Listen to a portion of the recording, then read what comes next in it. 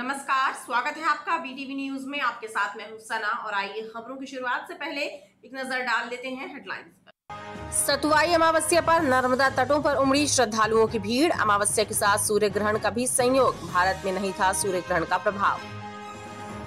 जबलपुर में कुख्यात बदमाश मानस उपाध्याय की गोली मारकर हत्या। करमेता में देर रात हुई वारदात। आरोपी राजा सोनी को पुलिस ने किया गिरफ्तार। मृतक और आरोपी पर पूर्व में दर्ज थे आपराधिक प्रकरण।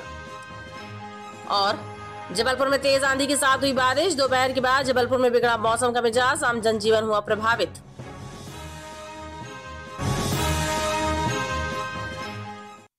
हिंदू धर्म में अमावस्या का विशेष महत्व है। मान्यता है कि इस दिन पवित्र नदी में स्नान और दान करने जीवन के सभी कष्टों से मुक्ति मिल जाती है। बैसाख अमावस्या के साथ साल का पहला सूर्य ग्रहण भी पड़ा।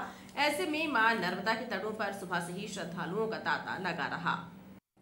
बैसाख अमावस्या और साल के पहले सूर्य ग्रहण के मौके पर मां नर्मदा के तटों पर श्रद्धालुओं की भीड़ उमड़ी। श्रद्धालुओं ने मां नर्मदा में पूर्ण स्नान करने के बाद पूजन अर्चन और दान कर धर्म लाभ लिया।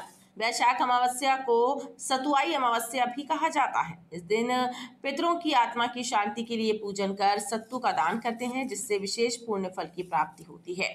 इस वर्ष बैसाख अमावस्या पर साल का पहला सूर्य ग्रहण भी है। हालांकि सूर्य ग्रहण भारत में नहीं था। आज बैसाख मास की अमावस्या है, इसे सतुवाई अमावस्या भी कहा जाता है। आज के दिन मां नर्मदा में स्नान करके घट में जल भर के, एक घड़े में जल भर के उसके ऊपर सत्तू, आम और दीपदान करने से हमारे सारे कष्ट दूर होते हैं, हमारे संतान को उन्नति प्राप्ति होती है एवं सारे पाप नष्ट होकर हमें अभीष्ट सिद्धि की प्राप्ति होती है। आज सूर्य ग्रहण भी है, लेकिन सूर्य ग्रहण दृश्य पर्व माना जाता है। जहाँ दिखता है वही माना जाता है। हमारे देश में सूर्य ग्रहण नहीं दिख रहा है, इसलिए इसे हम नहीं मानेंगे। अमावस्या के दिन पितरों की तृप्ति के लिए, शांति के लिए तर्पण श्राद्ध कर्म करने से पितरों का आशीर्वाद हमें मिलता है, जिससे कि हमारे रुके हुए कार्य पूर्ण होते हैं। आज भी ये अपने सत्तू अमावस्या है, जिसमें हम अपने पुरखों के लिए, पितरों के लिए पिंडदान रखते हैं व स्नान दान करते हैं नर्मदा जी तट में आके, और जिससे माता रानी कृपा हम पे सब पे बनी रहती है और इसका एक अलग अपने को पुण्य लाभ मिलता है।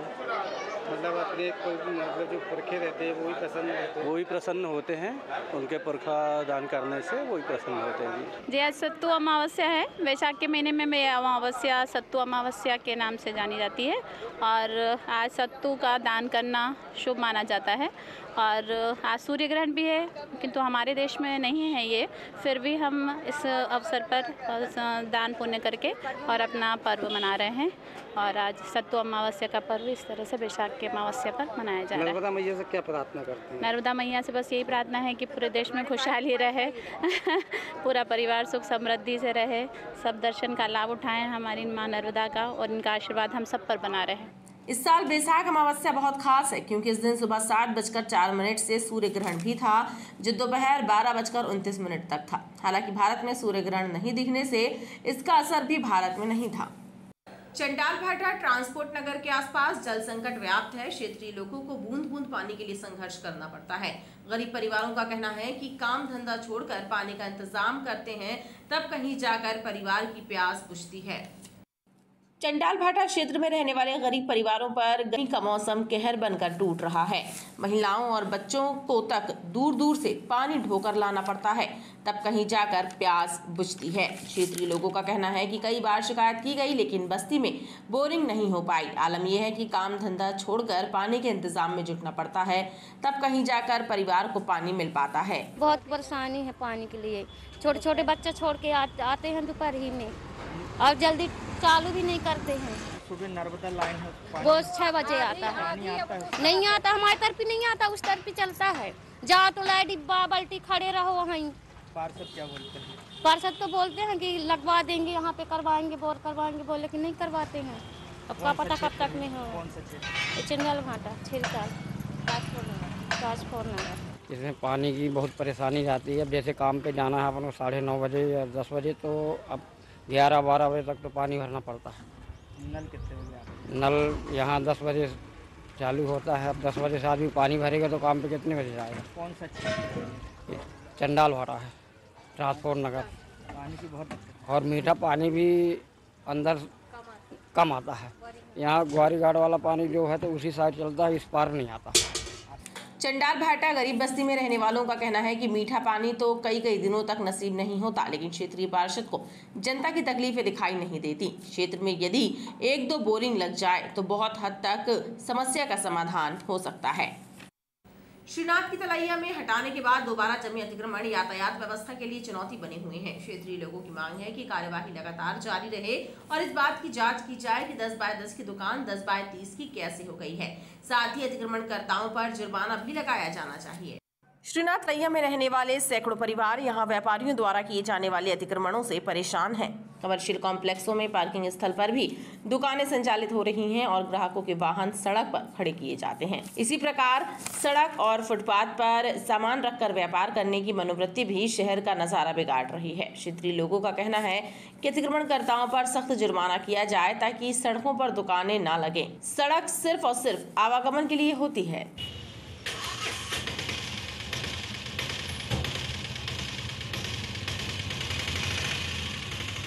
कई दिनों से प्रशासन तक शिकायत जारी थी कि सुपर मार्केट से लेकर गुडलक अपार्टमेंट से लेकर अंजुमन कॉम्प्लेक्स तक यातायात व्यवस्था पूरी चरमरा गई है। उसका कारण सिर्फ ये है कि गुडलक अपार्टमेंट की जो पार्किंग थी उसको बेच दी गई। पूरी गुडलक अपार्टमेंट के जो वाहन हैं पूरे रोडों पे लगते। एक चीज़, दूसरी चीज़, रही सही जगह जो बस्ती थी वो अंजुमन कॉम्प्लेक्स वाले अपना मटीरियल पूरा रोडों पे रख देते हैं, जिससे कि आवागमन में बहुत दिक्कतों का सामना करना पड़ता है। कल नगर निगम द्वारा जो कार्रवाई की गई, मेरा तो यही कहना है कि इसको निरंतर, अगर कोई नहीं मानता तो उनको पेनल्टी लगाइए, क्योंकि ऑलरेडी जो 10 फीट की दुकान थी आज 30 फीट की हो गई। इसका जांच होनी चाहिए कि किस संदर्भ में हुई और कैसे हुई, क्योंकि जो जब 10 फीट की दुकान 30 फीट की हो गई, अब आदमी को जो पार्किंग की जगह है वो दुकान में तब्दील हो गई, तो लोग सामान कहाँ रखेंगे? रोडों पे। उसी का प्रमाण था कल नगर निगम द्वारा बाकायदा उसकी फोटो सेशन भी किया गया, वीडियो भी बनाई गई। लेकिन जैसे ही कार्रवाई हुई पीछे पलट के देखा, फिर से जोकितों आदमी ने, पूरे व्यापारियों ने अपना मटीरियल रोडों पर रख दिया, जिससे यातायात अवरुद्ध होता है। मेरा तो यही कहना है कि ये मॉनिटरिंग कंटिन्यू चलना चाहिए, जिससे कि लोगों में एक डिसिप्लिन आए और अपने हद में रहकर व्यापार करें। आम जनता को सुविधा हो, व्यापारियों को भी सुविधा हो। हैरत की बात तो ये है कि नगर निगम के निगरानी दल द्वारा कार्यवाही करने के कुछ ही घंटों के बाद बेजा कब्जे जस्त की तस्त नजर आने लगते हैं। लिहाजा कार्यवाही का तरीका बदलने की भी जरूरत है। अगले 3 वर्षों में भारत को हिंदू राष्ट्र बनाने की मांग को लेकर देश भर का भ्रमण कर रहे शंकराचार्य स्वामी श्री निश्चलानंद जी का जबलपुर आगमन 21 अप्रैल को हो रहा है। शिष्यमंडल ने पत्रकारों से चर्चा करते हुए बताया कि कई स्थानों पर धर्म सभाएं आयोजित होंगी। पीठ परिषद, आदित्य वाहिनी एवं आनंद वाहिनी के पदाधिकारियों ने पत्रकारों से चर्चा करते हुए बताया कि 21 अप्रैल को श्री गोवर्धन पीठाधीश्वर जगतगुरु शंकराचार्य स्वामी श्री निश्चलानंद जी महाराज का जबलपुर आगमन होने वाला है। महाराज के प्रवास के दौरान गढ़ा एवं दमोह नाका में बड़ी संख्या में धार्मिक सभाएं आयोजित होंगी। महाराज जी अगले 3 वर्षों में भारत को हिंदू राष्ट्र बनाने की मांग लेकर देश भर में भ्रमण कर रहे हैं। परम पूज्य जगतगुरु शंकराचार्य जी का जबलपुर नगर आगमन 21, 22, 23 को होने जा रहा है। विशेष रूप से जगत गुरु शंकराचार्य जी 3.5 साल में भारत को हिंदू राष्ट्र बनाना है, उस यात्रा में निकले हैं। 17 महीने से पूरे देश की यात्राएं कर रहे हैं। उसी क्रम में जबलपुर नगर आगमन हो रहा है, जिसमें हम लोग एक पुलिस मैदान गढ़ा में हिंदू राष्ट्र धर्म सभा कर रहे हैं, दूसरी हितकारिणी स्कूल ग्राउंड में धर्म सभा कर रहे हैं और उनका निवास गोपाल सदन में है। वहाँ हम 22 तारीख को संगोष्ठी और 23 तारीख को संगोष्ठी करेंगे हिंदू राष्ट्र। आयोजकों का कहना है कि पूरी पीठाधीश्वर के आगमन लेकर जोरदार तैयारियां की जा रही हैं। नगर निगम चौक के पास बीती रात एक चलती कार में आग लगने से हड़कंप मच गया। घटना दमकल कार्यालय के समीप हुई। घटना के बाद दमकल कर्मियों ने तत्काल आग पर काबू पा लिया। इस हादसे में कोई हताहत नहीं हुआ, लेकिन घटना से काफी देर तक अफरा तफरी मची रही। नगर निगम चौक के पास बीती रात एक मारुति कार में अचानक आग लग गई। चलती कार में आग लगने से कार सवार दहशत में आ गए। घटना दमकल कार्यालय के ठीक सामने हुई। ऐसे में तत्काल दमकल कर्मी हरकत में आए और कार में लगी आग को बुझा दिया, लेकिन इस घटना से काफी देर तक अफरा तफरी मची रही।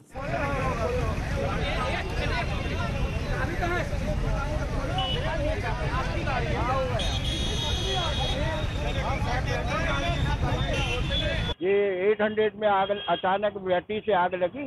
फायर ब्रिगेड तो दौड़ के बुलाने गया, वो ड्राइवर बुलाने गया, उसके बाद आग में काबू पा लिया गया। उसमें 2 लोग बैठे थे। किस वजह से लगी थी? Battery short circuit. कहाँ की घटना है? ये 325 चौक फायर ब्रिगेड के सामने। बताया जाता है कि कार की बैटरी में शॉर्ट सर्किट की वजह से हादसा हुआ।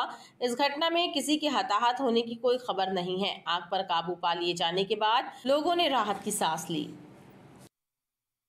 माणोताल थाना अंतर्गत करमेता में देर रात एक कुख्यात बदमाश की गोली मारकर हत्या कर दी गई। बताया जा रहा है कि वारदात को अंजाम देने वाला आरोपी भी आपराधिक प्रवृत्ति का है। दोनों के बीच कुछ दिन पहले शराब पीने की बात को लेकर विवाद हुआ था। पुलिस ने हमलावर को गिरफ्तार कर लिया है। माणोताल थाना अंतर्गत करमेता में बीती रात मानस उपाध्याय नामक एक बदमाश की राजा सोनी नामक हमलावर ने गोली मारकर हत्या कर दी। मानस उपाध्याय करमेता में अपने दोस्त के घर के पास खड़ा था कि राजा सोनी मोटरसाइकिल से पहुंचा और मानस पर पिस्टल से फायर कर दिया। गोली मानस के पेट में लगी और राजा हमला करके भाग गया। मानस को उसके साथी पहले निजी अस्पताल और फिर मेडिकल अस्पताल ले गए, जहां इलाज के दौरान मानस उपाध्याय की मौत हो गई। मृतक मानस के साथी ने पुलिस को बताया कि हमलावर राजा सोनी और मानस दोनों का कुछ दिन पहले शराब पीने की बात को लेकर विवाद हुआ था और राजा ने मानस को देख लेने की धमकी दी थी। वहीं मृतक मानस उपाध्याय के पिता मनोज उपाध्याय ने अपने पुत्र की हत्या को साजिश और षड्यंत्र बताते हुए गंभीर आरोप लगाए हैं। उन्होंने पुलिस अधिकारियों से घटना की निष्पक्ष जांच की मांग की है। भैया, मेरे लड़के को साजिश के तहत मरवा दिया गया। कल रात में 11 बजे करीब की घटना है और करमेता में बीरेन चौबे के लड़के छोटू से विवाद हुआ था। उस समय राजू भैया ने मेरे को दम दिया था कि तेरे लड़के को और तेरे को कटवा दूंगा, मरवा दूंगा। और आखिर में मेरे को जो शक था और वो साजिश के तहत षड्यंत्र रच के 10 दिन 15 दिन से षड्यंत्र रच रहे थे। इसके पहले भी इनका लड़का मोक्ष और ईशू तिवारी, इनकी मौसी का लड़का, जो दोनों इसको कई जगह रोकने का प्रयास किया इन्होंने और रोक के और मारने का वो किया कोशिश, लेकिन वो बच के कैसे ना कैसे निकल लिया। बाकी इस बार उनको जैसा भी मौका मिला हो साजिश के तहत उसको मरवा दिया गया। और जो जिसको पकड़वाया गया तो वो तो एक कहना चाहिए वो है मोहरा है। इसके पीछे बहुत बड़ा षड्यंत्र है। इधर हत्या की खबर लगने के बाद पुलिस ने हमलावर राजा सोनी को गिरफ्तार कर लिया है, जिससे पूछताछ की जा रही है। पुलिस अधिकारियों का कहना है कि राजा और मानस दोनों ही आपराधिक प्रवृत्ति के हैं। इस वारदात में राजा के साथ 2 और लोगों के शामिल होने की बात सामने आई है। एक मानस उपाध्याय जिसकी उम्र 24 वर्ष थी और इसके विरुद्ध जबलपुर शहर के कई थानों में कई अपराध पंजीबद्ध भी हैं। इसकी गोली मारकर घायल किया गया था, जिसकी बाद में मृत्यु हो गई और पुलिस ने तत्काल जो है घेराबंदी की गई और पता लगाया गया कि किसने किया है। तो मालूम चला कि राजा सोनी नाम का एक क्रिमिनल है, इसके द्वारा गोली मारी गई है और इसके साथ 2 अन्य व्यक्ति भी हैं, जिसमें से एक नाबालिग है और दूसरा बालिग है। तो ये घटना का कारण ये रहा कि 1 सप्ताह पहले इनका कोई विवाद हुआ था और विवाद के साथ ही शराब की बात को लेकर भी इनका एक झगड़ा हुआ था। तो उस झगड़े में इसने गोली मारी और ये भागने की फिराक में था, जबलपुर शहर से बाहर निकल चुका था। इसको भागने ना देने के में घेराबंदी की गई और कुछ घंटों के अंदर ही जबलपुर पुलिस के कई थानों के ने सक्रियता से काम किया। पुलिस अधीक्षक महोदय द्वारा इसको पूरा तरह से निकट में पर्यवेक्षण किया गया और समय समय पर पूरे निर्देश दिए गए, जिसका परिणाम ये रहा कि उसको तुरंत पकड़ लिया गया और आरोपी हमारी हिरासत में है और जो आला जरर वगैरह हैं वो जब्त कर लिए गए। सर, मृतक जो है क्या वो संचालित करता गिरोह संचालित कर रहा था? जो मृतक है इसके खिलाफ भी शहर के कई थानों में अलग अलग धाराओं में अपराध पंजीबद्ध हैं और जो आरोपी हैं ये भी हैं और ये खाना बदोश टाइप के फरियादी भी है, मृतक पक्ष भी है और आरोपी भी है। इनका कोई ठिकाना नहीं है, कहीं भी रहते हैं, कहीं भी ठिकाना है इनका और हर थानों से इसके कार्रवाई की गई इनके खिलाफ। माड़ोताल ने भी लास्ट ईयर जिला बदर पेश किया था तो पुलिस की निगाह में है और पकड़े भी गए हैं पहले भी और आज भी इनको दबोच दिया गया। गैंग भी संचालित करता था क्या ये मृतक? अब क्रिमिनल हैं तो क्रिमिनल अपने सभी साथियों से जुड़े ही रहते हैं। पुलिस ने मामले में हत्या का प्रकरण दर्ज कर आरोपी से पूछताछ शुरू कर दी है। बताया जा रहा है कि मानस उपाध्याय और हमलावर राजा सोनी दोनों ही आपराधिक प्रवृत्ति के हैं। इनके विरुद्ध आपराधिक प्रकरण भी दर्ज है। वहीं इस हत्या को लेकर क्षेत्र में गैंगवार की चर्चा भी सरगर्म है। ब्लूम चौक के पास देर रात नगर निगम की कचरा गाड़ी और बोलेरो वाहन में आमने सामने जोरदार टक्कर हो गई। इस हादसे में दोनों ही वाहनों में सवार 4 लोग घायल हुए हैं। घटना के बाद घायलों को राहगीरों की मदद से इलाज के लिए अस्पताल भेजा गया। ब्लूम चौक के पास बीती रात एक बोलेरो वाहन और नगर निगम के डोर टू डोर कचरा कलेक्शन वाहन में सीधी भिड़ंत हो गई। हादसा इतना भीषण था कि दोनों ही वाहनों का अगला हिस्सा क्षतिग्रस्त हो गया और दोनों ही वाहनों में सवार 4 लोग घायल हुए। घटना के बाद राहगीरों की मदद से घायलों को इलाज के लिए अस्पताल भेजा गया। इधर इस घटना को लेकर ओमती थाना पुलिस का कहना है कि देर रात 2 वाहनों में टक्कर की घटना सामने आई है जिसमें कुछ लोग घायल हुए हैं। हालांकि हादसे को लेकर थाने में कोई सूचना और FIR दर्ज नहीं कराई गई है। पुलिस द्वारा वाहनों को घटनास्थल से हटा दिया गया है और घायलों के संबंध में जानकारी जुटाई जा रही है। मध्य प्रदेश में मौसम का मिजाज बदला हुआ है। प्रदेश में 2 नए सिस्टम एक्टिव है। इसका असर मध्य प्रदेश में भी देखने को मिल रहा है। मौसम वैज्ञानिकों ने भोपाल, इंदौर, जबलपुर, उज्जैन और नर्मदापुरम के जिलों में बारिश के आसार जताए हैं। जबलपुर जिले में भी दोपहर के बाद मौसम बिगड़ गया। तेज आंधी के साथ बारिश हुई जिससे सामान्य जनजीवन प्रभावित हुआ। मध्य प्रदेश में मौसम का मिजाज फिर बदल गया है। प्रदेश के कई जिलों में आंधी पानी का मौसम है। मौसम वैज्ञानिकों ने जबलपुर सहित प्रदेश के अन्य संभागों में हल्की बारिश होने की संभावना जताई है। ऐसा 2 नए सिस्टम के एक्टिव होने के कारण हो रहा है। जबलपुर जिले में दोपहर के बाद मौसम के मिजाज पूरी तरह बिगड़ गए। तेज आंधी के साथ बारिश हुई जिससे सामान्य जनजीवन प्रभावित हुआ। धूल भरी आंधी और बारिश की वजह से गर्मी से कुछ राहत महसूस की गई है। आसमान पर बादल छाने से तापमान में हल्की गिरावट भी दर्ज की गई है। आगामी 23 अप्रैल तक मौसम के मिजाज ऐसे ही रहेंगे, यानी 3 दिनों तक तेज गर्मी नहीं पड़ेगी, लेकिन इसके बाद गर्मी का असर तेज होगा। गुरुवार की दोपहर को जबलपुर का अधिकतम तापमान 37 डिग्री सेल्सियस दर्ज हुआ। अभी तो 3-4 दिन से अच्छी गर्मी पड़ रही थी, लेकिन आज मौसम ऐसा लग रहा है कि जैसे मतलब ठंड का मौसम लग रहा है, लेकिन उमस वैसे ही है जैसे पहले थी। बीमारियां बढ़ने के चांसेस हैं क्योंकि मौसम चेंज होता है तो बीमारियां बढ़ती हैं और अचानक ऐसे हो जाए तो इसमें बीमारियां बढ़ती हैं। मौसम वैज्ञानिकों का कहना है कि मौसम में बदलाव से जबलपुर, भोपाल, उज्जैन, नर्मदापुरम संभाग के जिलों में हल्की बारिश होने की संभावना बनी हुई है। खबरों का सिलसिला लगातार जारी रहेगा। आप देखते रहिए BTV न्यूज़।